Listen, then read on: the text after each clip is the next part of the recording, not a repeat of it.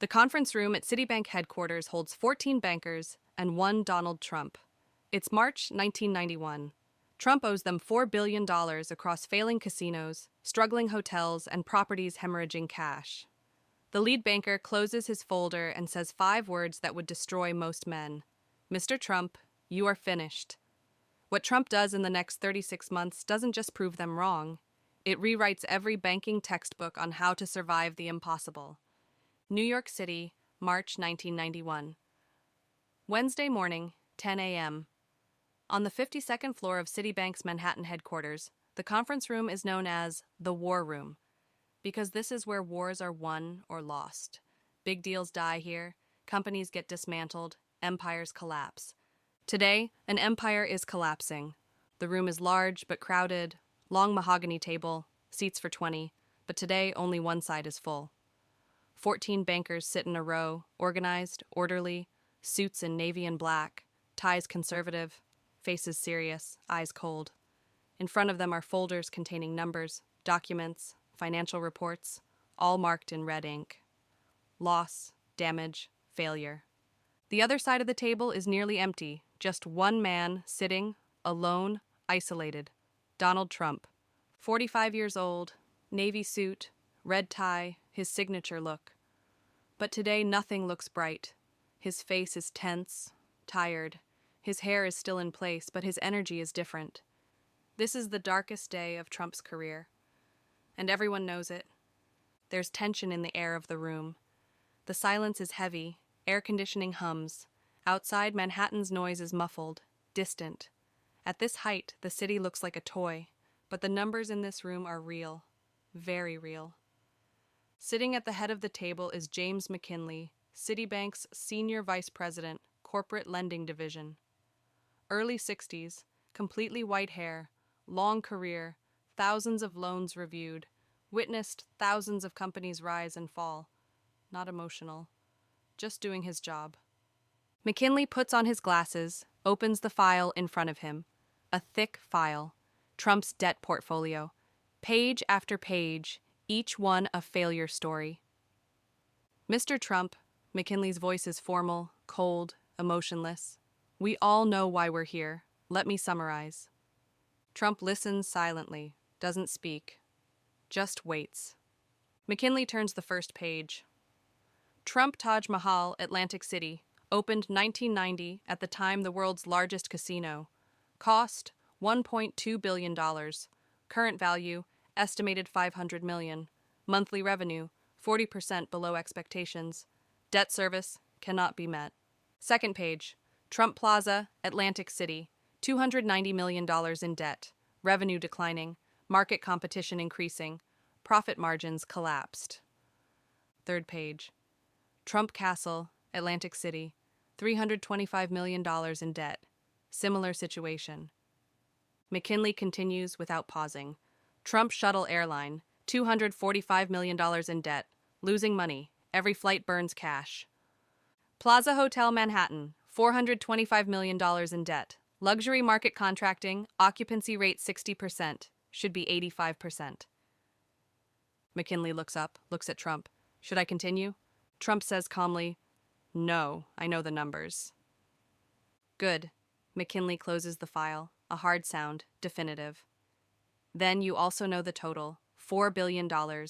Debt, personally guaranteed, which means when your companies go down, you go down. The room is completely silent. 14 bankers looking at Trump. Evaluating looks. Judging looks. For them, there's nothing personal about this. Just numbers. And the numbers are very bad. McKinley leans forward. Mr. Trump, your interest payments are $9 million per month. Every month. Your revenue doesn't cover that number. You're making partial payments. For 3 months. This is unsustainable. Trump's head nods slightly. I understand. But he's not getting defensive. Not yet. McKinley continues. I want to be honest with you. This room represents 72 banks in total. Citibank, Chase, Bankers Trust, and others. They all hold your debt, $4 billion total, and they're all concerned because you can't pay us. McKinley pulls out a document, places it in front of Trump. This is a liquidation plan. Detailed. Our consultants prepared it. Summary. You sell everything. Casinos, hotels, planes, everything. We convert assets to cash, pay off debts, minimize losses, and you file for bankruptcy. Chapter 11. Protected Reorganization. Trump looks at the document. Doesn't open it, just looks. McKinley's voice softens, but the message is the same. Mr. Trump, this is the best option. For you and for us. Let's sell the assets, salvage what we can. You walk away clean, start over. Maybe in 10 years you come back, but right now... McKinley pauses, then the hardest words come out. Cold, definitive, merciless. Mr. Trump, you are finished. The room freezes. Nobody moves. 14 bankers hold their breath, waiting for Trump's reaction. Anger, collapse, begging. But Trump does none of these. Trump leans back in his chair, folds his hands in front of him, thoughtful, calm, then speaks, his voice clear, controlled, confident. I'm not finished. McKinley raises his eyebrows. Excuse me? I'm not finished, Trump repeats. I owe you $4 billion. That's true. Business is bad. That's also true. But I'm not finished. McKinley leans forward. Mr. Trump, the numbers don't lie. The numbers tell a story, Trump interrupts, but not the whole story. Trump stands up, slowly, no rush, starts walking around the table, talking, hands moving, body language changing. This is Trump's territory, presenting, persuading, winning. What do you see? Trump asks. Failed casinos, struggling hotels, debts I can't pay. You see loss. Trump stops, looks at the bankers. But do you know what I see? Assets, value, potential, because there's something you're forgetting here. McKinley crosses his arms. What's that? Trump returns to the table, leans forward, hands pressed on the table, looks at each banker in turn. My buildings aren't worth $4 billion. Maybe not. The market is bad. The economy is in recession. You're right. But my name, the Trump name, that's valuable. And you're trying to kill it. Silence. Trump continues. If you liquidate me, if you force me into bankruptcy, you destroy the Trump name. That name is on the casinos, on the hotels, everywhere. People associate Trump with luxury, success, quality. If you associate it with bankruptcy, what are those buildings worth? McKinley stays quiet, thinking. Trump has found a real point.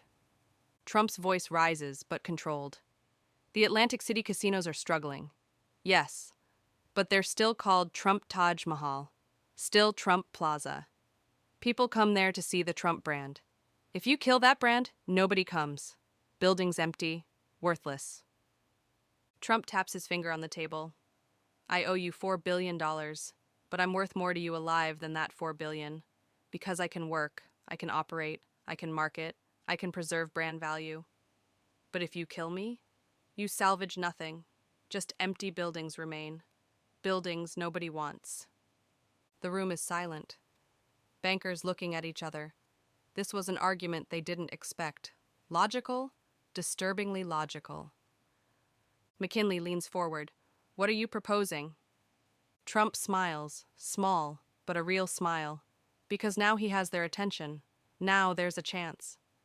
Restructuring. You reduce the debt. You lower the interest rates. You give me breathing room. I turn the businesses around, make them profitable. Then I pay you all back. Full payment. But it will take time. Give me 36 months. McKinley leans back. 36 months. 3 years. And how will you pay back $4 billion? I won't, Trump says calmly. Not all at once, but I'll pay some. And instead of empty buildings that earn you nothing, I'll leave you operating assets. You decide. Liquidate now. Maybe get 40 cents on the dollar. Or give me a chance. Maybe get 80 cents on the dollar. The weeks following that day are a nightmare. Trump is in meetings every day. Every bank, every loan officer, every lawyer. Everyone wants a piece. Everyone trying to minimize their losses. And everyone thinks Trump is finished. But Trump fights. In every meeting. On every phone call. Presenting his plan, showing the numbers, making promises. Sometimes winning, sometimes losing, but never giving up. A month later, the banks have their own meeting. Trump isn't there, just the bankers. Decision time. McKinley runs the room. Our options are simple. 1. Liquidation. We force Trump, sell everything, get 40 to 50 cents on the dollar, write off a big loss, move on. 2. Restructuring. We give Trump a chance, reduce the debt, lower interest, wait 3 years, maybe get 70 to 80 cents on the dollar.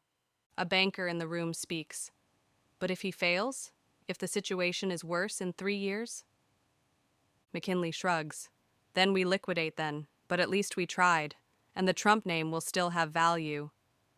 Another banker. What Trump said is true. The name matters. If we liquidate, brand value goes to 0. If we restructure, maybe we preserve it. A vote is taken. 72 banks. Majority in favor of restructuring. With conditions. Hard conditions. But they're giving him a chance. They inform Trump of the decision. Trump is in his office. Queens receives the news. His secretary enters. Mr. Trump, McKinley on the phone. The bank's decision. Trump takes a deep breath. This is the turning point of his career, life or death. He picks up the phone. Yes? McKinley's voice comes through. Neutral. Mr. Trump, the banks have decided. We'll restructure. 36 months. Debt will be reduced to $3.2 billion. Interest will be lowered. But there are conditions. Trump listens. 1.